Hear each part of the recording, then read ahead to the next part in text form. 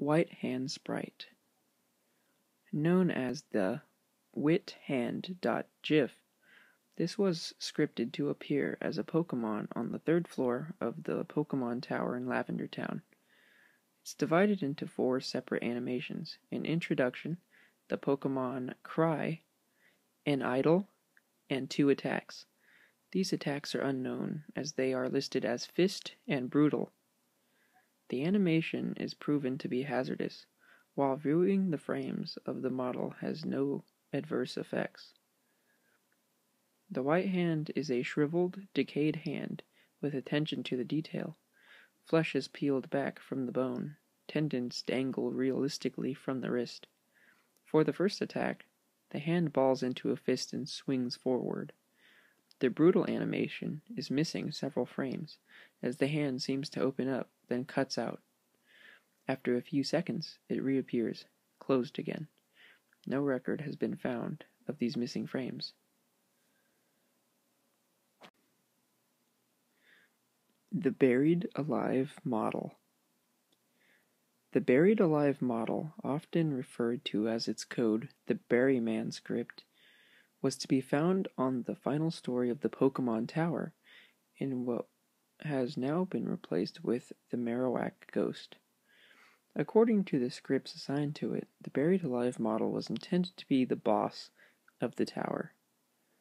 Once reaching the top floor, the following conversation would have taken place. Buried Alive. You're here. I'm trapped. And I'm lonely. So very lonely. Won't you join me? After this, the battle would have been initiated. Once in battle view, the Buried Alive model appears to be a decaying human corpse attempting to crawl out of the ground. It has been programmed to have 2 white hands, a Gengar, and a Muck. Strangely enough, the protocol for the Buried Alive's actions after it was defeated were not written. In the case of the player defeating him, the game would freeze. However, a specific ending was written by an unknown programmer upon losing the battle. In this ending, the Buried Alive was to have stated, "Finally, fresh meat," followed by several lines of gibberish. He was to have then dragged the player character into the ground surrounding him. The scene would finish with a typical game over screen. However, in the background, an image of the Buried Alive character devouring the player was to have been shown. Especially strange are the protocols for after this scene. The cartridge was to download this image to the small internal memory contained in the Game Boy, overriding the title screen that normally accompanied a Game Boy turning on.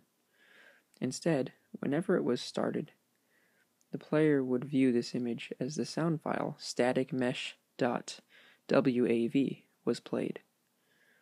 The intended purpose for this effect, unlike many of the other factors leading towards the Lavender Town syndrome, is unknown.